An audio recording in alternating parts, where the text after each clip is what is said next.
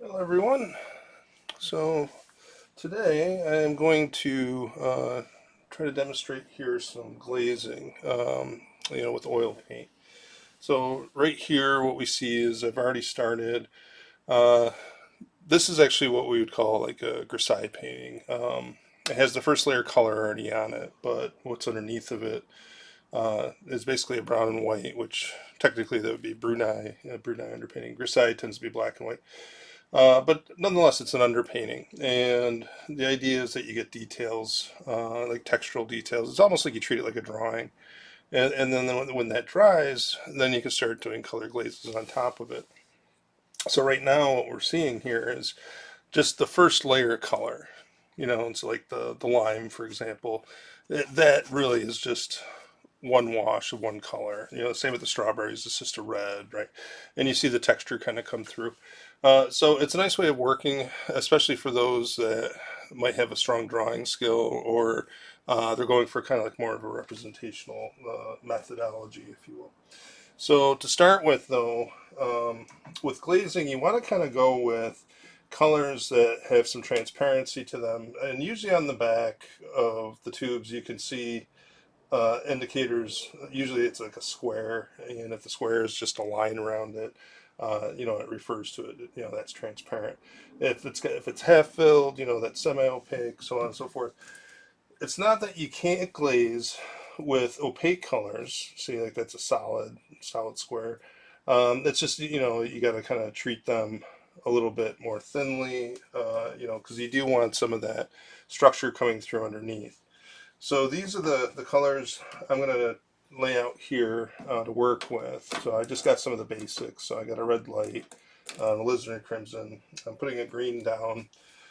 Actually, let me organize. I like to organize these kind of to the wheel. Um, so I have yellow. This is a lemon, or this is more of like a light lemon yellow. So it's on the lighter side. Regular yellow. These are both fairly opaque. The Alizarin crimson's transparent. The red cadmium red light is opaque. The viridian green, that's transparent. And then I'm gonna just bring what blue is this anyhow? So this looks like an ultramarine blue of sorts. So, and then I'm gonna actually have some kind of like a purple, like a magenta type color over here. So it's purple and purple madder. So the matters and lakes, they tend to be transparent as well. So as you go along, a lot of artists like to use more opaque colors in the beginning, and then as they continue through their painting and stages, they'll add more transparent hues or overlaps to it. And so this is basically it. And so I'm gonna go ahead and start with just laying out the colors.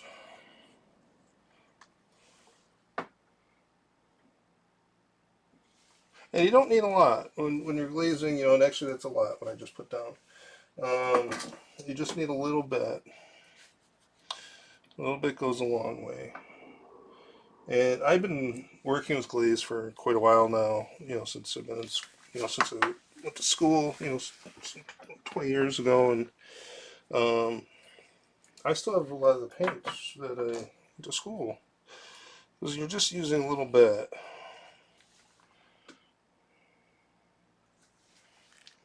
And a lot of the colors I have are kind of unique too. So I got all these colors I bought that I only use on certain occasions, really.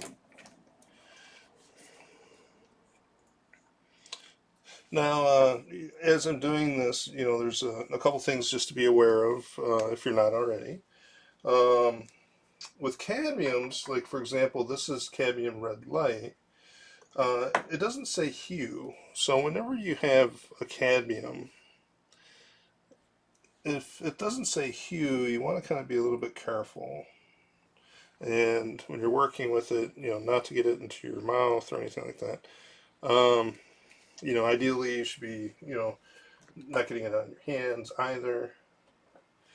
You kind of want to have that because it's toxic. It's kind of like a lead, if you will.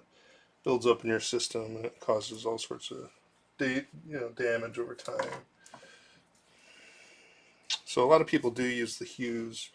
I just found the hues aren't quite the same. I mean, I use them as well, but the cadmiums, they're just so brilliant, and they're just so nice. Now, another thing too is with these colors, like the Old Holland, for example. These are really expensive, and you can see I'm just using that little bit. Old Holland is the pigment is so strong in those. You don't need a whole lot. It goes a long way. So when you're some of these more expensive paints, they're daunting to get, but then once you use them for a little bit, so this is a very old tube, so it's kind of strangly. Put it over there. So keep that in mind too when you're in the art store or whatnot. You're buying paints, and then I'm going to go ahead and just do some flake weight, or not flake weight. I'm sorry, titanium dioxide right to the side here, and I do use flake weight as well. I'm just going to use a little bit of it here. Let's see if this. I've got an old tube here. Let's see if I can get some out. There we go. Now flake weight's another one. It's kind of like cadmiums. You want to be careful with it. It's lead based, so so we're all familiar with the toxicities of lead. So be careful when you're working with it. Really, the key is just don't eat it. Ideally wear gloves. It does absorb through your skin a little bit. So it's the danger really comes to when you're working with it day in and day out. But don't eat it. Don't suck on your brushes or things like that. Some people actually have a bad habit of sticking their brushes in their mouth while they're working. Alright, so we're just looking for a couple of brushes here to work with real quick. I'll come over here, grab that, and here.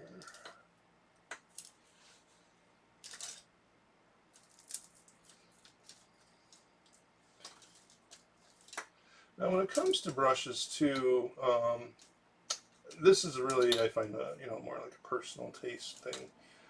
So whatever your interest might be, as far as the brushes, I personally, these are like the school ones from Blick, the white nylon. I find those really nice. They don't last very long, but they're cheap as well. And these are actually from Michaels. These are the Friends. These are really nice. They're a little bit pricey, but I just use. I like to have like somewhat of a little stiff brush, but smooth bristles. And then the other thing we're using here is liquid.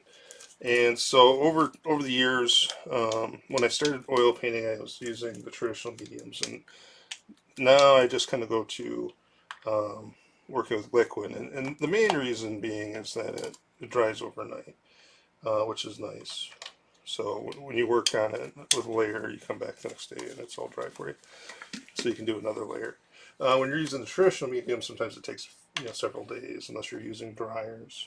And let me try to shake this a little bit more.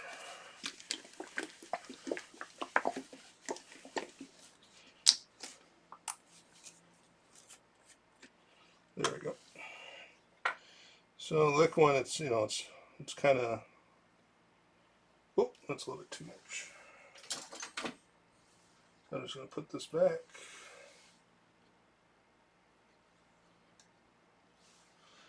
With liquid, if you over pour it, which is actually pretty common, you don't need that much. And so as soon as that happens, put it back right away. Don't work for like 4 hours and then put the remainder back into the container.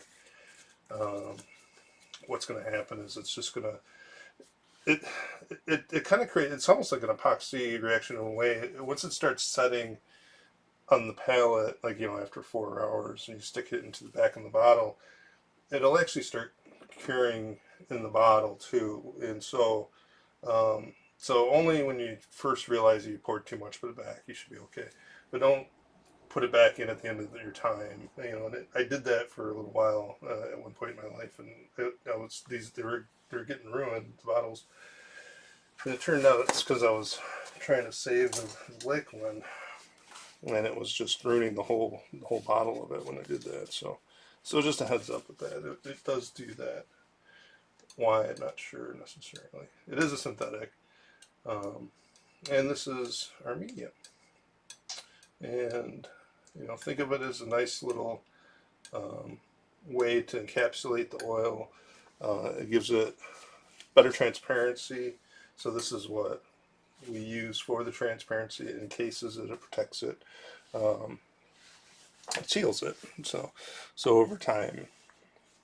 So now that I have all this all set up here, I'm just going to go ahead and dip the brush in, and I'm just going to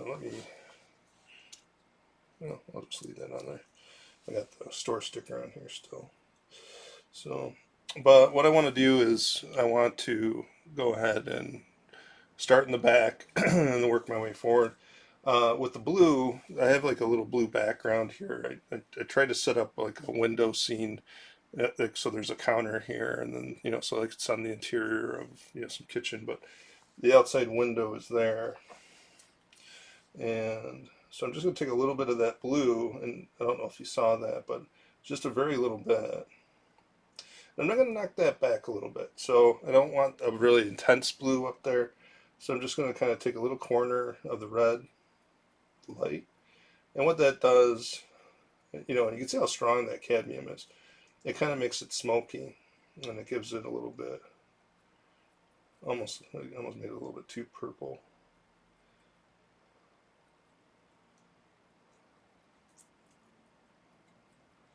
I'm just going to treat this really thinly.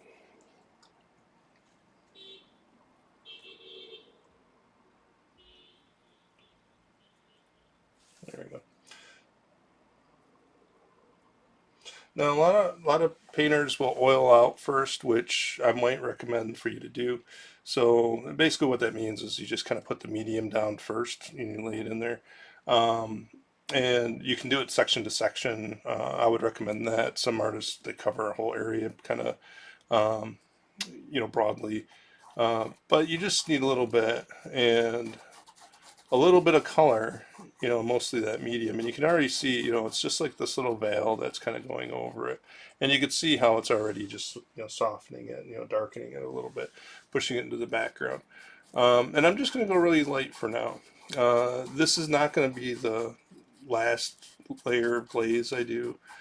This is just part of the process here. And I just want to kind of do kind of like a shading, a general shading, if you will, over all the areas within the painting, since I have that base color on there. And then, some of the next steps I'll do after that, I'll add some highlights, midtones, and a lot of times I'll actually even go in and add more white, and then let that dry, and then go back over it with color. Because sometimes what happens is, as you go over the elements, you'll start noticing that you kind of lose the edges, which is desirable in a lot of the cases, though. So it's kind of like this fumato, where you start with kind of outlined areas, but with sfumato, what you're doing is you're kind of painting with atmosphere. You're doing veils of color, and a lot of time that color passes not only over the background but also the objects.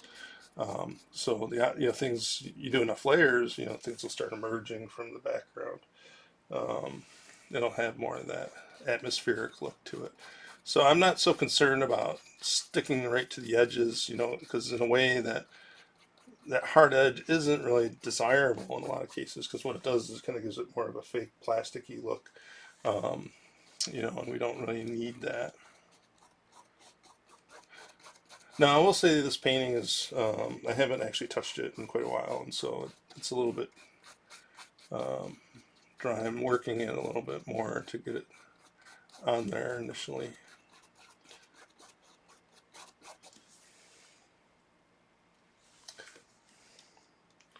So a lot of people that, uh, well, I won't say a lot. Well, I would say most people that glaze, they usually do, I'd say, like, 4 to 5 layers. But you will find some people that really get into it, and they might end up doing like 30 layers or so, depending on the style that they're or technique that they're working. And a lot of people just at the same time just use them as like temperature things that they do at the end of a more direct painting. Um, I do recommend though, if you're working that, like doing like a layer over something that was more direct painted, like more heavily, wait a while, maybe wait, at least, well, if you're just using paint, they say, wait, 9 months. Um, but if you're using like alkyds already in your paint, then, wait a few weeks. You just don't want that paint to be curing underneath of it, those later layers that you do, and it'll end up cracking on you. And that is another advantage to the alkyd paints. It kind of seizes the fat overlay and the oil curing. It interrupts that process a little bit, so you don't have to be so cognizant of it.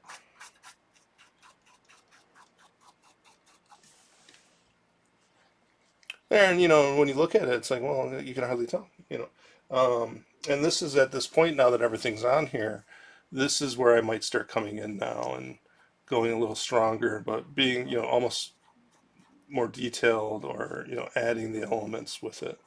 Um, so I might go ahead now and to these areas and be a little bit darker. Um, I tried to kind of give a little bit of an illusion in the back here. I don't want to be detailed because I want it to be like, set in the back, so I don't want a lot of focus on it. But I was thinking of like, maybe this scene's at a marina or something, and so I put like a little dock back here, and a water area, little boat next to it. So and I just might darken that a little bit so it helps separate.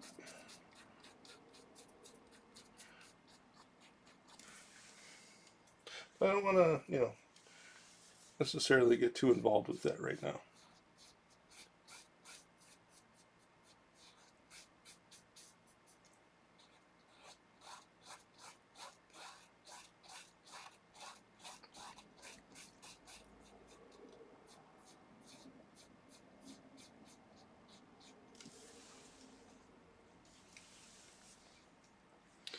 And if you're wondering what I have in my hand here, this is a piece of quarter round.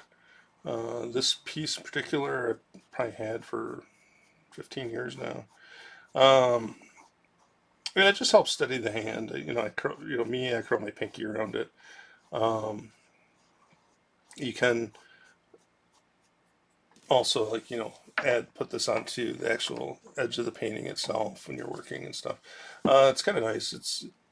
It just steadies your hand, so that you can do detail work and you don't have to worry about either your shoulder cramping up or getting your hand itself on the work while you're working. So there. So just a little push in that, and then I'm going to go much darker over here into the back corner. Um, I'll probably have to mix some more paint on that.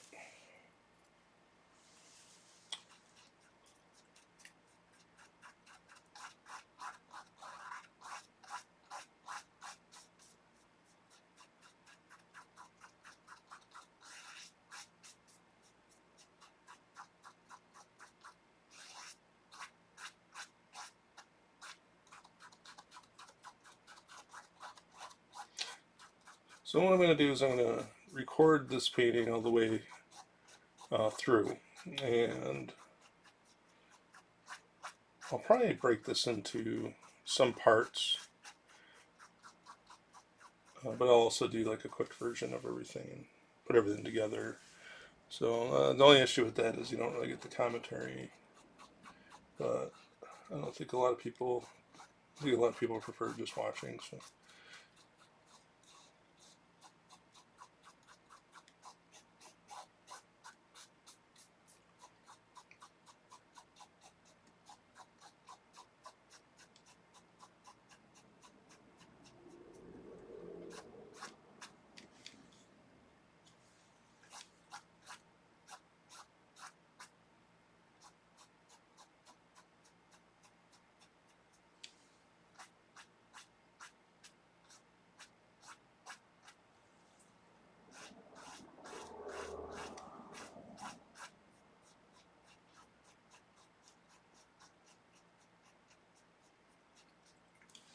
And if you don't like the marks, like, the brush marks or the spottiness, if you are getting that, um, when you're working with really transparent paint, that happens quite a bit. The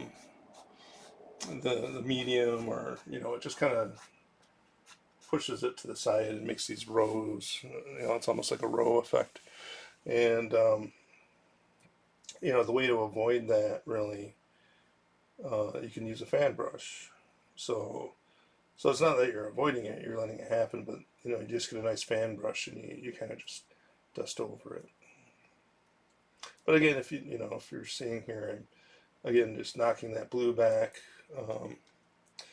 As you come forward in space, though, it might be a good idea to start allowing more vivid color. So allowing the colors to be a little bit more saturated. Now I'm gonna still work into the background uh, before trying to get into the actual objects here. Um, I know a lot of us have this tendency to, or need, maybe is better, but to go directly to the objects. So in this still life, by the way, is very, um, I don't know, closed, I guess, but it's very, all the pieces are right together and everything. It's not very um, crafted, I guess, or it doesn't have that fluidity of depth and space in between everything. Um, and it is. It's just kind of a pile of fruit next to each other. Uh, so for that matter, it's really not too bad. I could go right into it probably and not have too much ill effect on that. But a lot of times, if you're working on more complicated kind of compositions, you're going to want to do the background first, because whenever you're doing shading and highlight, the background really informs the objects, or the positive space, if you want to call it that. And so, so where you have a highlight, it might not be that you make it a highlight, or depending on what's behind it, it's going to dictate that. So if you have a highlight here and it's really bright behind it, you want to kind of figure out what's going on behind it first before how you know to do the foreground. So it's this interesting kind of play that happens that you kind of have to be aware of a little bit. Because if you just go right into the objects, you'll find that you end up having to rework the objects once you get to the background. So it's a lot of times just better just to do the background first. But then there's that stylization too. A lot of people like to have the unfinished or blurry background kind of look. And that's fine. It's all about what you like to do. So.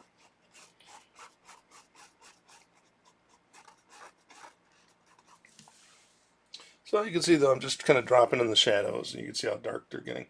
But you can still see through everything. So, it's, glazes are nice for that. Another thing, too, with glazing is this will stay wet. I don't know. Well, it depends on kind of like, I don't know. It seems if it's a real hot day, or say it's winter and you got the heat way up or something. Um, if it's real dry, especially, the liquid to me seems to start setting much earlier, sooner. Um, but it's still, you're looking at like, at the very minimum 3 hours usually.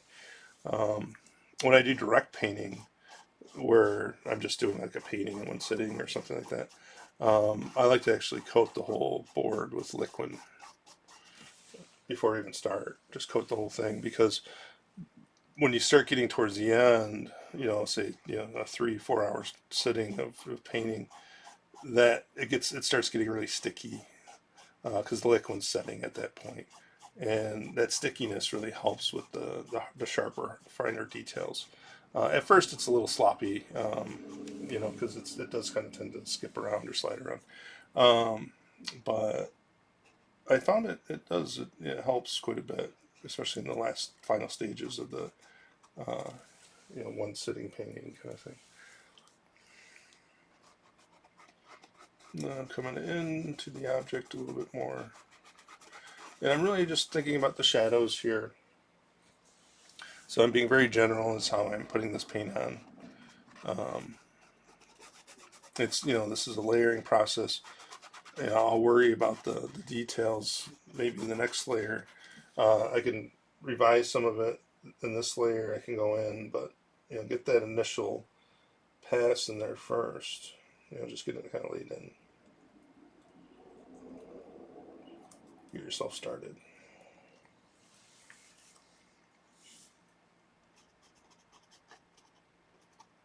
So here, like I'm just going in between. I'm not, here I am doing more detail work. I'm not coating it. The underpainting was kind of blurry and a lot of this stuff. So just adding like a little sharp edge. And you can just kind of go back and forth and with the glaze, and you can get these nice sharp, shine, hard lines kind of, because it builds up a little bit in its own, and you can get a nice sharp detail. And right now I'm still just using the same brush too, so I'm not, if you wanted to, you can just be using all sorts of different brushes, get in here and I'll get all these details. Whether or not that's actually, necessary, it all depends on the time you want to put into it.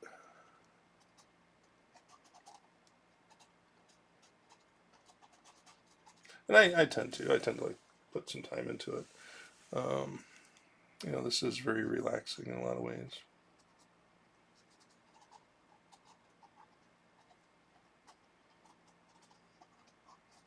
But you have the underpainting there to inform your marks.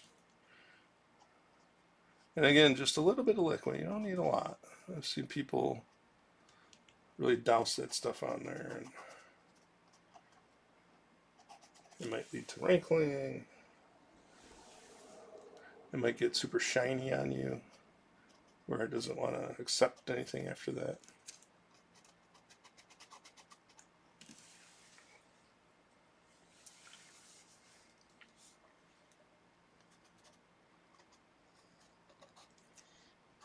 This is a canvas, if those weren't aware. So I am working on a canvas. Um, this canvas was actually, yeah, this canvas was stretcher bars that I purchased separately and stretched canvas onto. Um, I prefer stretching my own canvas. Um, a lot of times I make my own stretcher bars too, but these were store bought. But what's nice is you can buy determine the lengths, so your formatting can, you can have more control of your formatting than the pre-bought ones. A lot of times there's only certain sizes they come in, but they're a little expensive, and that's why I prefer buy or making my own. It's a lot of times because you get a piece of wood, an 8 foot piece of wood costs like maybe $12 now. But that's enough for something like this. None of these go over 2 feet. Well, this actually I think this is just 16 by 20. So if that, so maybe it's just 12 by 16. So one board would do it, and then you just have some quarter round that you add to it, and you stretch your canvas. Now the stretcher bars, when you buy them pre-made, they're $35 for something this size. So all of a sudden, it's 3 times as expensive. So sometimes it's worth just taking a couple hours and doing it yourself.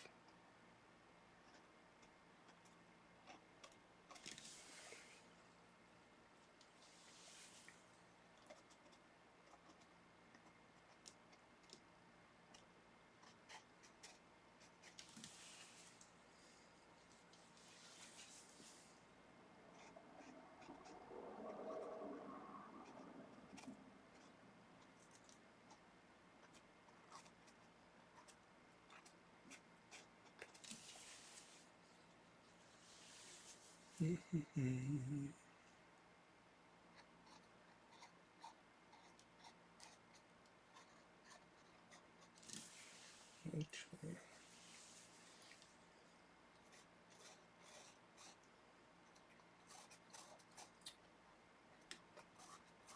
Yeah, another thing about it too, just for future use, maybe, whenever you're working with like a lot of yellow, um, you may want to keep in mind, like, especially when glazing, to limit the amount of cool blues you're using. You might want to, well, depending on what you think cool blue. For me, cool blue is like a cyan, because it tends to go green, and it's usually better to. And this is really true with most images, because there's a lot of yellow in most imagery. Um, to use something a little bit more on the magenta or purple side. Um, and the yellow, when it goes over it, when you do glazes over top of that, it stays in check. It's not gonna, you're not gonna get this greening effect. It's much easier to get like a nice solid yellow effect. Keep it clean. So if you're worried about like the purple, hindering the yellow, it's really not that. It doesn't really. Um, Now the lighter blues will, or those cyan blues, and you go to yellow, kind of like the blue you see up here in the top background. Um, you try to put yellow over that, and you are going to get like kind of a pasty green look over that. Um, so it's always important to know your color theory and practice the color wheel, because that's really one of the main lessons from that is how do other colors affect one another, especially when you're doing overlaps and glazing. So and it's not normal color mixing. Glazing, it's one how one color gets affected when you pass another color over top of it. So it has a mixing effect that way. So it's a little bit different, but the theory is the same. So if it's, if you put this over here, if you put a red over or a blue, the glaze will probably look a little purplish. A lot of times they cancel each other, and they might look just like black. A red over a green, that's just going to look black. They tend to be really true red and green. Or others, you might get a little bit more like a brown or some kind of earth tone look to it.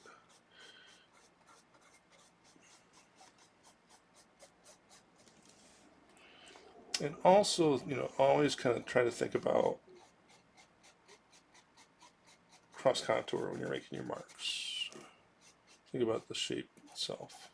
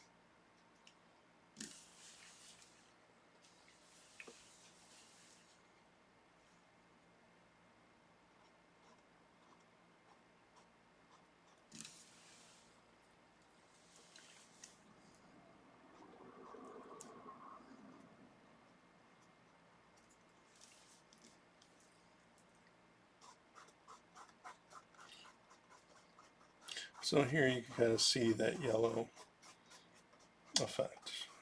And this is going over on top of the yellow with it. Almost, the purple of the glaze is almost gone. It really treats it kind of negative, or you know, it really just neutralizes it.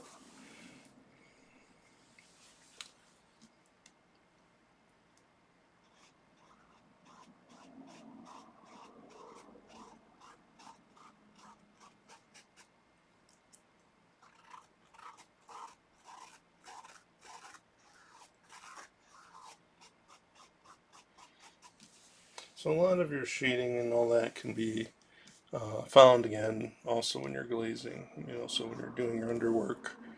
Um, so it gives you some freedom. It's like you don't have to be perfect in your underdrawing or painting, even though it does help if you are. But it's not the end of the world if not. You just come in with, like I am here with a light purple, and you can get your shading effects that way. Um, and again, you just gotta kind of watch like how thick you're going, or you know how you're using the medium.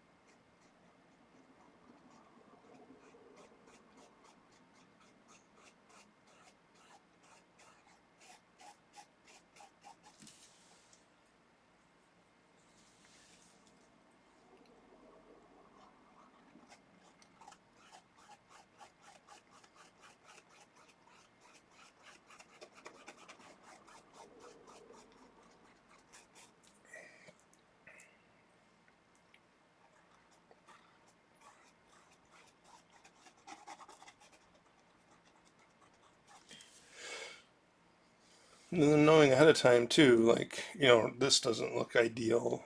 The strawberries kind of turned into a plum kind of color, but I know that I'm going to be going over this again with the red, and so for me, it's more important to establish this kind of like shadow right now.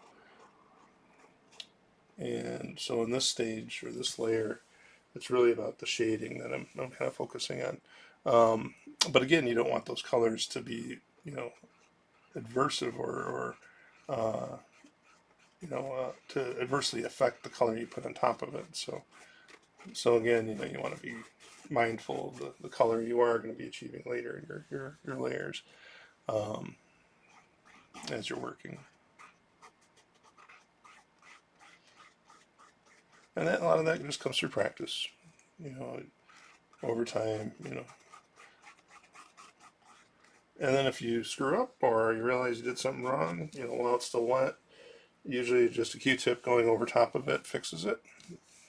You don't really need a whole lot to do that. Um, and if it's been like an hour or so, just actually taking some liquid to the Q-tip and pulling everything up that way. So and that'll clean it up real good. So it's very forgiving as well. So you can go and work it with the ease of mind that, if anything goes wrong, you can always easily just lift what you did. The underpainting's set. That's been dry for, well, in this case for months, but it's been dry. It's sat. So you're not gonna damage that. That's gonna be there. It's pretty permanent already.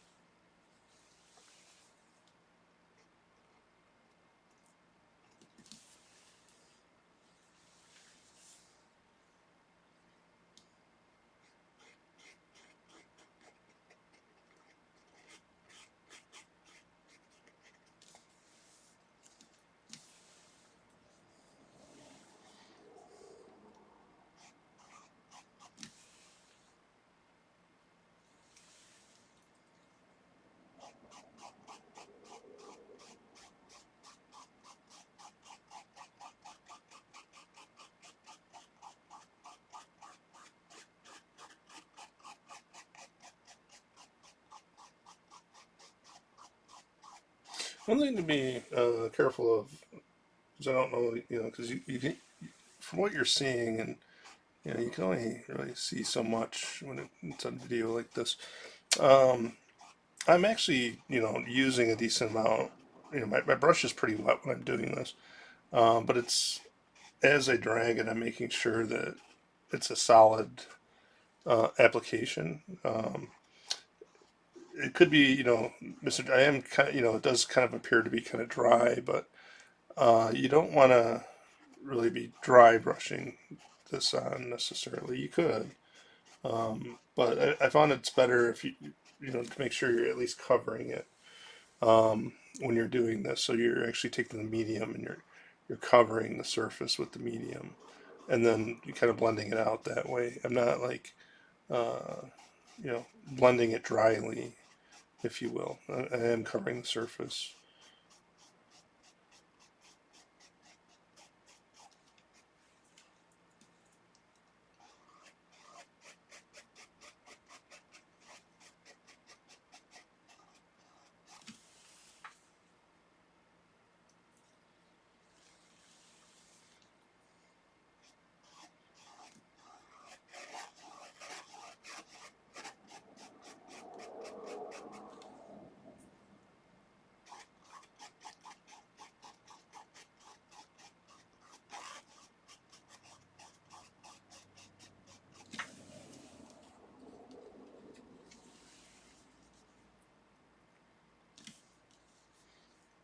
Here, I think I'm going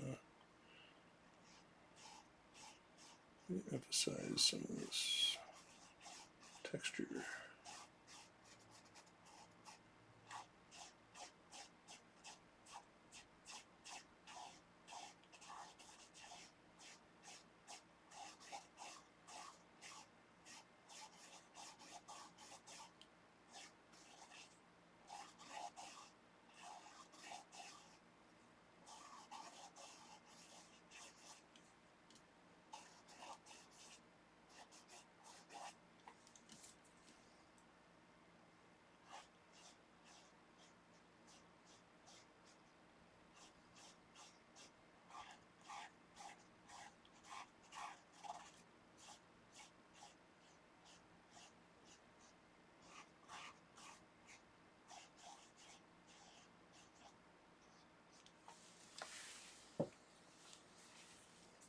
Okay.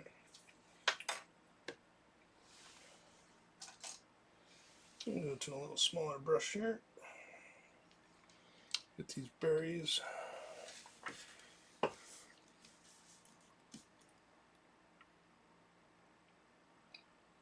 Now this color really, works well with the berries. It is the berry really.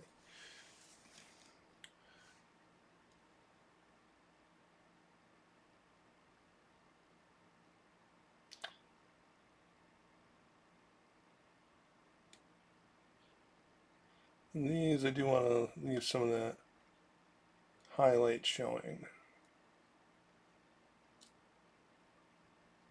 So I'm trying to structure each individual element here.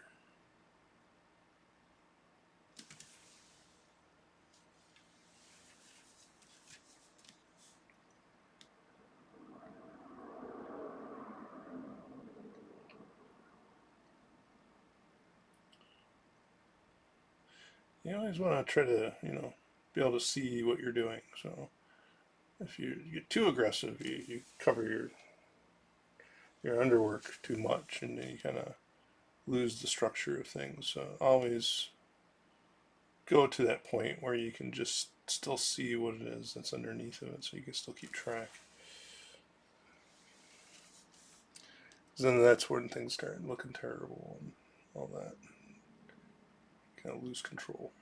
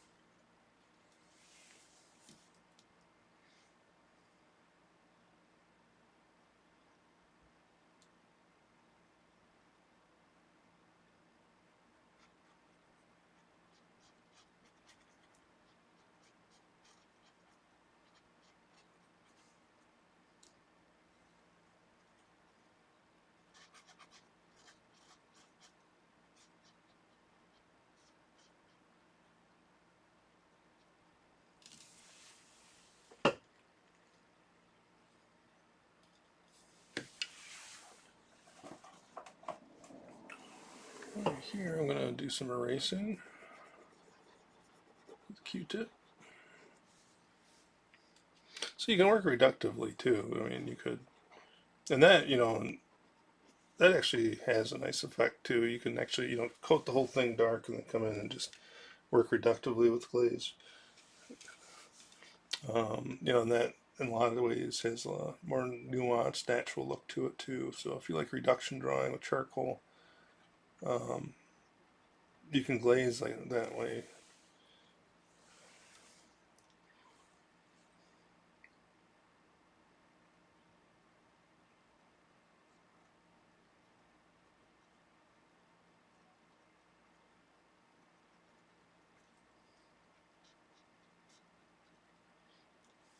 So one of the things that I really like about painting is that it's really up to you, your process, and there's so many possibilities. You can sit there and learn process. There are certain techniques that are to be done in certain ways. You gotta follow certain rules. But even then, even in those, having that ability, that freedom to just kind of start doing what you want to do at a certain point, or experimenting. It's like, oh, well, what if I do this? And, oh my God. So, or sometimes they're just complete disasters, but then at least you learn something. So you never know. There we go. Okay, so I could keep going a little bit further here. Now that I have my smaller brush, I can go back into some of these areas and do a little bit more detailing just to help with the later stages. So, every layer, you're tightening up a little bit, and it helps progress the next layer.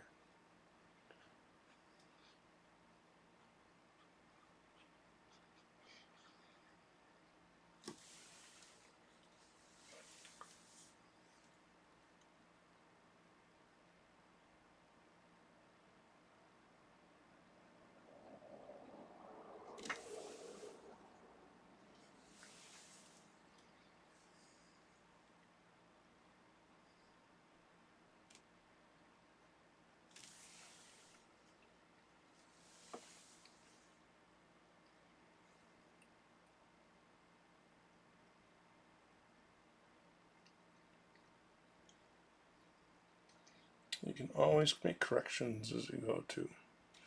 There's plenty of paintings in museums where if you look real close, you'll see that they repainted something halfway through their process.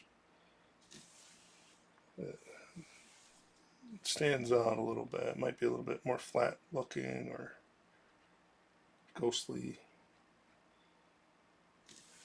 I kind of like that. I like seeing that. It's like evidence that somebody did this, and there was choice and balance and maneuverability, and they had to make decisions at certain points doing certain things. It's not just like a perfect print or something like that.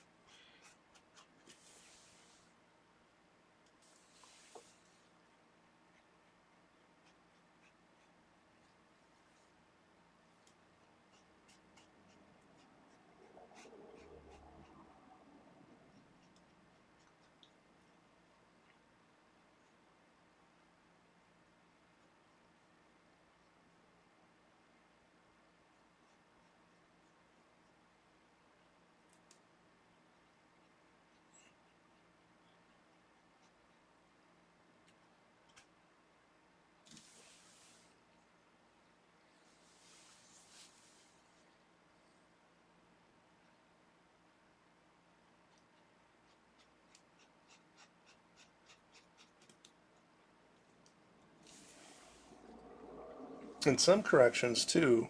So if you start working this way and you do realize like you have like this major thing to fix or something like that, try not to fix it all at once. A lot of times, um, things look better if you do a little bit each layer, along the fix rather than like trying to fix it all. And in other words, like try to avoid straight painting a correction. Um, you know, 4 layers in. Just maybe do the shadow work or do the form, and then the next layer, fill in the base color, and the next layer, it'll look more natural or in unison with the rest of the painting if you do it that way. Um, and it might even lead to, cracking of some sort, or it looks smooth, it'll stand out from the rest of it somehow, in some way, whatever it might be that you're doing.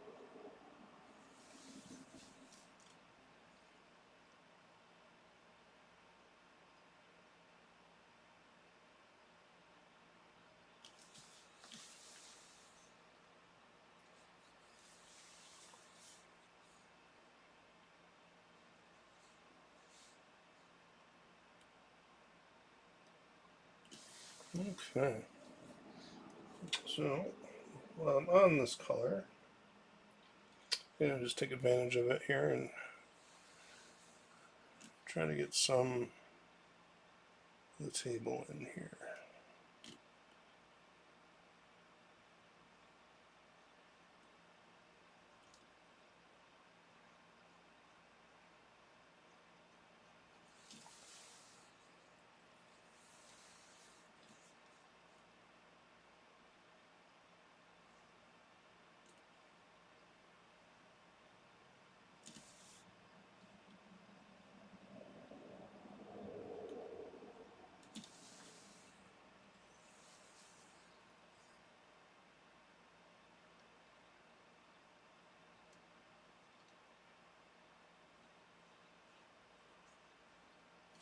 I believe this cutting board we have here is oak. It's very pinstripey type of wood grain.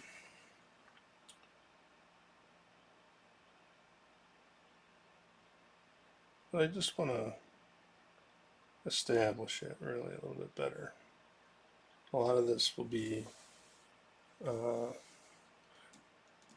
filled in, with the successive colors and everything later here.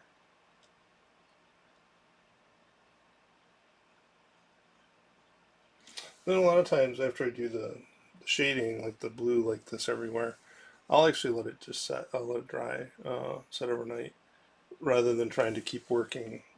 Because you can just keep glazing and treating it like a full you know color session. The issue with that is though it tends to reconstitute some of the original uh, layers or um, applications you do.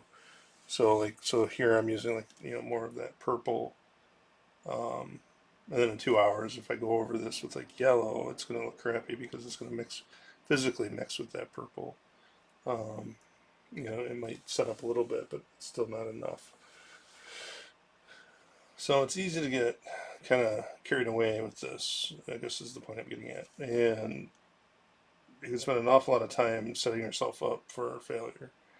Um, and, really the key is just to, take a break, let it sit, come back into it. And again, you can fix things, you can repaint them,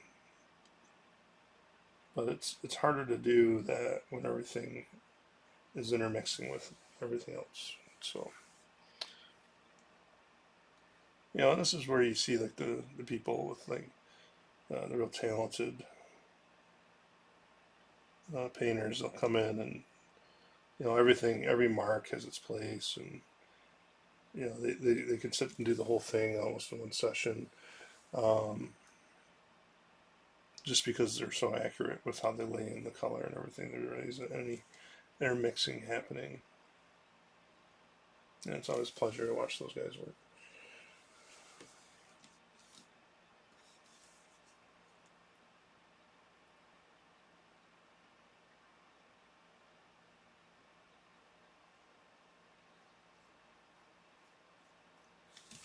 And you get the opportunity.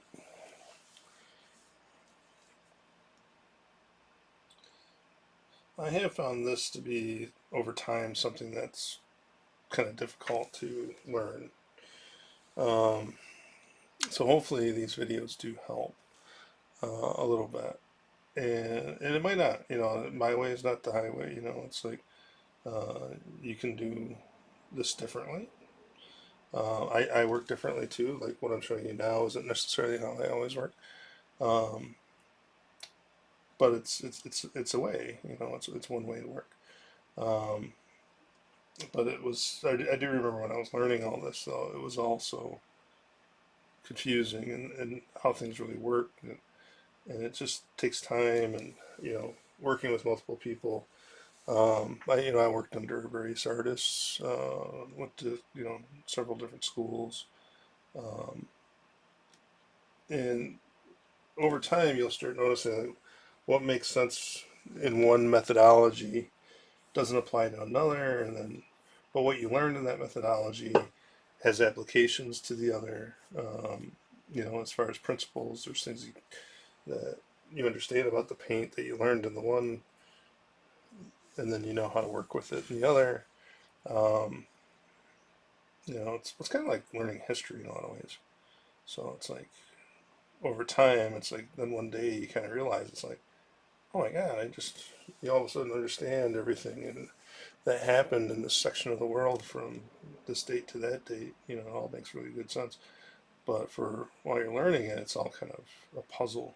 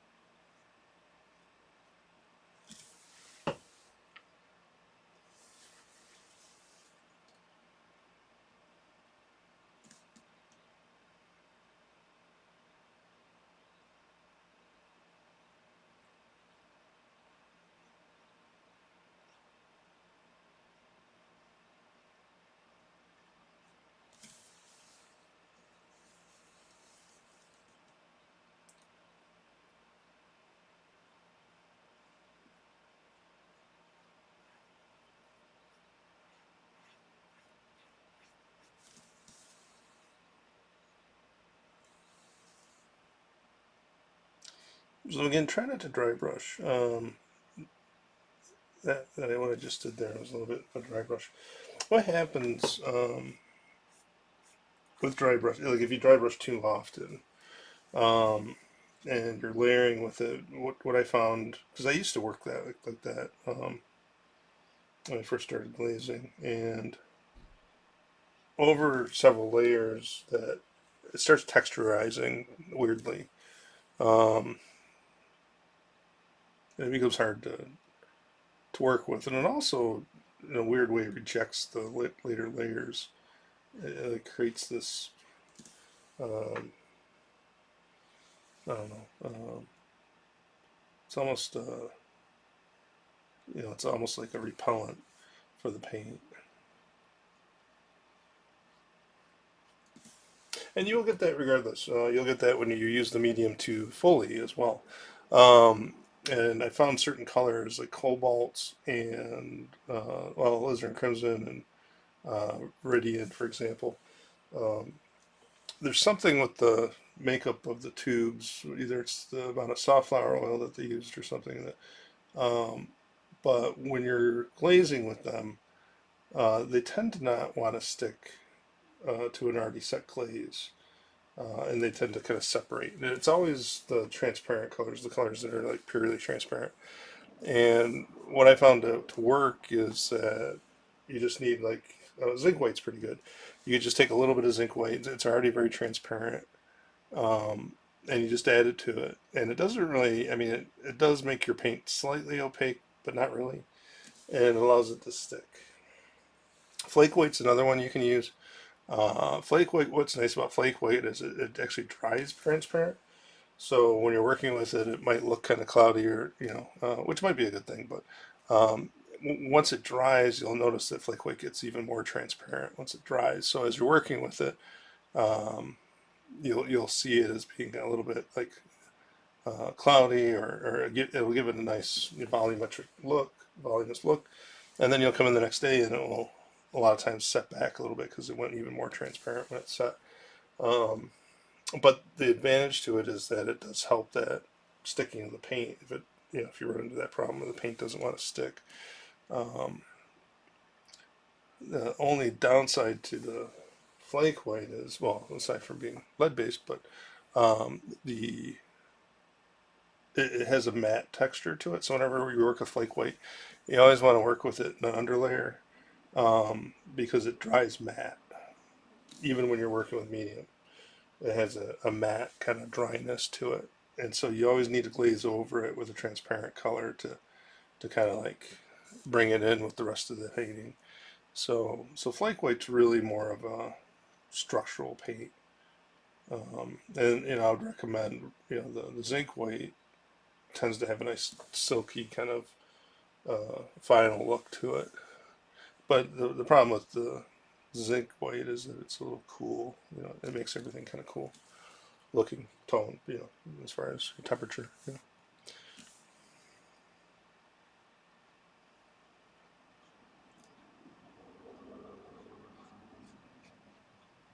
Okay, so I may actually let this set at this point.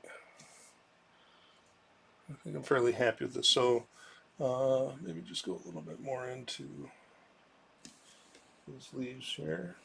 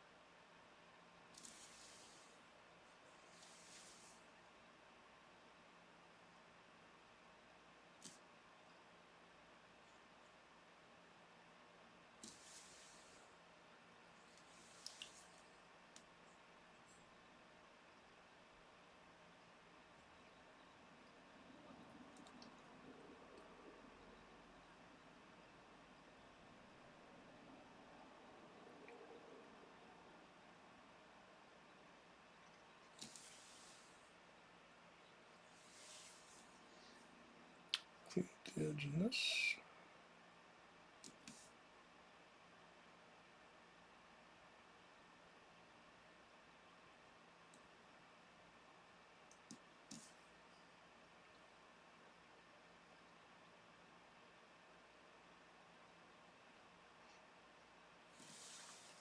So another, thing to think about too, if you decide to start trying to work this way, and uh, because of the intermittent layers of drying and stuff, it's always recommended to have a couple paintings going at the same time. And that way, what you can do is you can just when you set this one aside, you can just pick up the other and work on that for a while.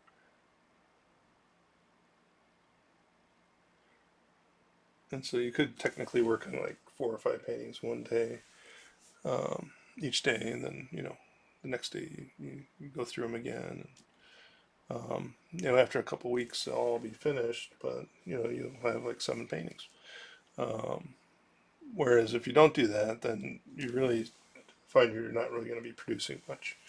Um, you'll just sit there and work on that one a little bit every day, and that's all right too. So, but if you're trying to be productive, and that's why a lot of people don't work this way. A lot of people consider it's too time costly, um, and then you can't really sell it in a practical way to get your money back, kind of thing. And I do agree with that to a certain degree. I mean, there are some processing that, for example, there was the technique mixed, which I did study, and I learned when I was younger. It would like I did one painting that took 8 months, and so I'd have to charge somebody $80,000 for that, right? Something like that, and because then you get taxes and all that, or if a gallery, if you're being represented by a gallery, they take 50%. So, but who's going to buy that? But when you're working more casually like this, I think the process works well, and especially if you're doing multiples in a day, because you can just be as productive almost as somebody that's straight painting. Um, it's just you have to keep get that process down, and work to a certain point, let it set. Work to a certain point, let it set. Um, and then do another one right after you do that, and you just have a bunch going on at the same time. So I personally feel the quality of these types of paintings are much better than direct paintings. Um, they tend to have a lot more depth to them. Um, they hold up better, in my opinion, over time. Even within like 10 years, when I look at a straight painting, it tends to be a little flat and dusty looking, and when I look at a painting that's done with a layered approach, it tends to be pretty bright still. It has a nice look to it still, and that's because you're working with those glazes mediums that are helping preserve all the color, and as you're working with it, it's almost like you're varnishing it too, and uh, so it has that nice kind of surface quality to it as well. Um, and you can do more detail. I mean, there's a lot of positives to it. It's just the big negative is the time, and then the amount of money you have to pay for these. And so when you do see a painting like this, perhaps in a gallery or something like that, just realize that person probably spent a lot of time doing it. Um, so it might be worth that amount of money that you're seeing that's being charged or asked. So okay, so I think I'll stop that for today, and then I'll come back to this tomorrow, and we'll work a little bit more. But we'll do more fill, and so we'll work more with like the color and getting the structures down and stuff like that.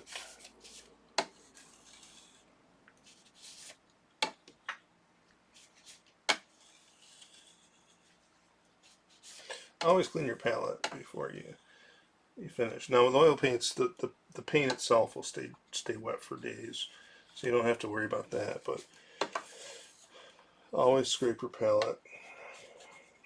of the excess stuff, because that'll harden overnight, and then that's going to be usually a little, well, it's not as easy to clean up as it is when it's just wet like this, and it doesn't take long.